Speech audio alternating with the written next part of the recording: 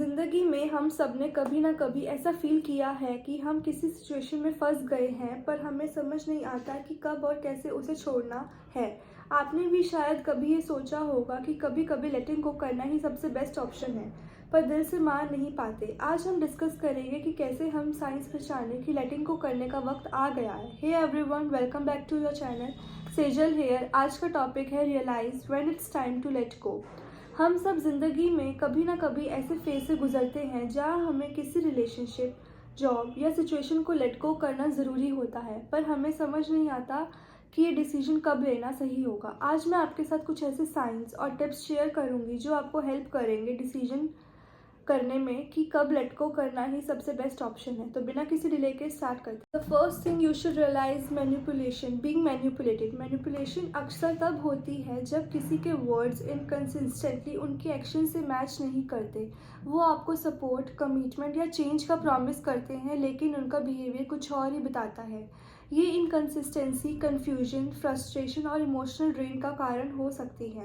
वो प्रॉमिस करते हैं लेकिन उन्हें कभी फॉलो थ्रू नहीं करते। जैसे वो कहते हैं कि वो आपकी मदद करेंगे, आपके लिए हमेशा अवेलेबल रहेंगे या अपने बिहेवियर चेंज करेंगे, लेकिन ये ऐसा कभी नहीं कर पाते। उनका बिहेवियर उनके वर्ड से बिल्कुल अलग होता है। जैसे वो वर्बली लव और केयर एक्सप्रेस करते हैं लेकिन एक्ट कोल्ड या इंडिफरेंट करते हैं।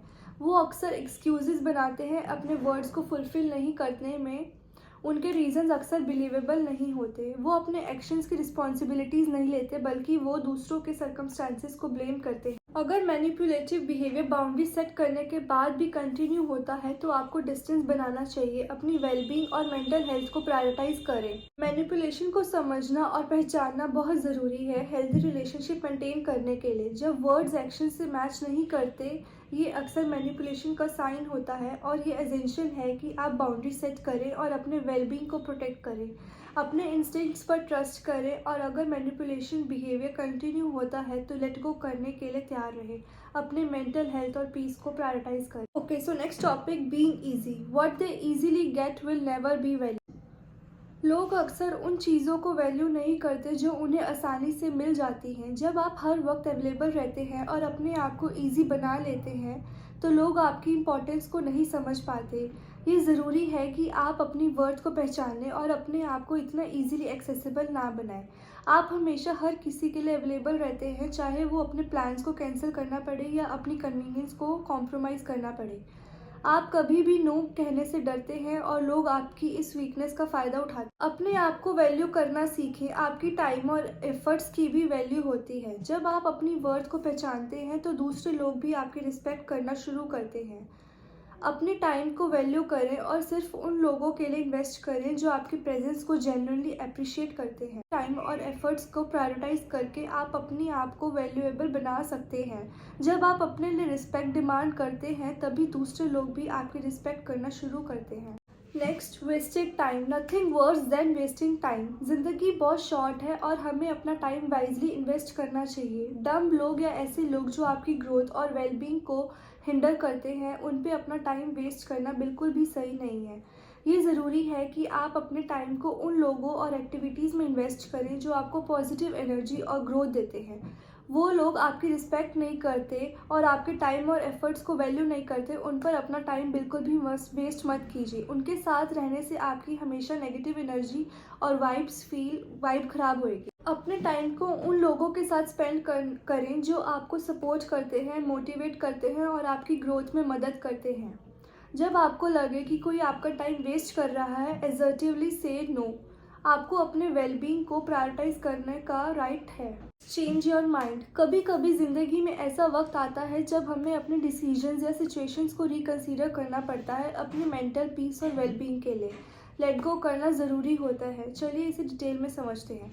अगर कोई सिचुएशन या रिलेशनशिप आपकी एनर्जी को कंस्टेंटली ड्रेन कर रही है और आप इमोशनली एग्जॉस्टेड फील कर रहे हैं तो ये साइन है कि आपको लेट गो करने का समय आ गया है। जब आपको लगे कि आपकी पर्सनल और प्रोफेशनल ग्रोथ स्टेगनेंट हो गई है और आपको आगे बढ़ने का स्कोप नहीं दिख रहा, then it's also a time for letting it go. अब how to change your mind and let go. पहला स्टेप है इसे एक्सेप्ट करना कि आपको चेंज की ज़रूरत है। अपनी करंट सिचुएशन को ऑनेस्टली एक्सेस करें और अपने वेलबींग को प्रायोरिटाइज करें। अपनी लाइफ के क्लियर गोल सेट करें और उनके टूवर्ड्स मूव ऑन करना का प्लान बनाएं। ये आपको मोटिवेटेड रखेगा और आपके डिसीजंस में कॉन्फिडेंट बनाएगा आपको। Next, close the door. Once you have let go and close that door, you do not have to open that door again. जिंदगी में जब हम किसी ऐसी टॉक्सिक सिचुएशन या रिलेशनशिप को छोड़ते हैं और उस डोर को बंद करते हैं तो उस डोर को दोबारा खोलना हमारे लिए नुकसानदेह हो सकता है। लेटिंग गो का मतलब है पुरानी चीज़ों को पीछे छोड़ना और नए बिगनिंग्स को एम्ब्रेस करना। जो सिचुएशन या रिलेशनशिप आपके लिए टॉक्सिक थी, उसी डोर को दूर रहकर आपने इमोशनल हेल्थ और वेलबींग बेटर होती है। उस डोर को दोबारा खोलना वही नेगेटिविटी, इमोशंस और स्ट्रेस को वापस लाना हो सकता है। पुराने बैगेज को छोड़कर ही आप अपने आप को ग्रो करने का मौका देते हैं। ओल्ड पैटर्न्स और हैबिट्स को ब्रेक करके ही आप न्यू ग्रोथ और पॉजिटिव चेंज एक्सपीरियंस कर सकते हैं। जब आप एक टॉक्सिक सिचुएशन से निकलते हैं और वापस नहीं जाते तो आप अपने आप को रिस्पेक्ट करते हैं, आप अपनी वर्थ को पहचानते हैं और अनहेल्दी बिहेवियर्स को टॉलरेट नहीं करते। जब भी आपको लगे कि आप वापस उस डोर को खोलना चाहते हैं, आप अपने आप को याद दिलाएं कि आपने ये डिसीजन क्यों लिया था और ये आपकी वेलबींग और मेंटल पीस के लिए कितना ज़रूरी है। लेटिंग गो से आप अपने आप को एक बेटर और फुलफिलिंग लाइफ जीने का मौका देते हैं। Next, trust God. Letting go से डरो मत। जिंदगी में कई बार ऐसे सिचुएशंस आते हैं जब हमें लेट गो करना पड़ता है और नए बिगनिंग्स को एम्ब्रेस करना पड़ता है। इस प्रोसेस में गॉड पे ट्रस्ट करना बहुत ज़रूरी होता है। गॉड पे ट्रस्ट करने से आपको स्ट्रेंथ मिलती है और आपको फेथ और करेज को बूस्ट मिलता है। हर सिचुएशंस और चैलेंजेस के पीछे एक डिवाइन प्लान होता है। जब आप गॉड पे ट्रस्ट करते हैं तो आप ये मान कर चलते हैं कि जो भी हो रहा है वो आपकी भलाई के लिए हो रहा है। गॉड पे ट्रस्ट करने से आपको इनर पीस और कामनेस मिलती है। अपने आप को वैल्यू करें, क्वालिटी रिलेशनशिप्स को प्रायोरिटाइज करें और अननेसेसरी ड्रामा और नेगेटिव एनर्जी से दूर रहें। अगर आपको ये वीडियो हेल्पफुल लगे हो तो प्लीज़ सब्सक्राइब करें, लाइक करें एंड कमेंट करके अपने थॉट्स शेयर करें और इस वीडियो को अपने फ्रेंड्स के साथ शेयर करें। नेक्स्ट वीडियो में मिलते हैं, तब तक के लिए good bye and take care.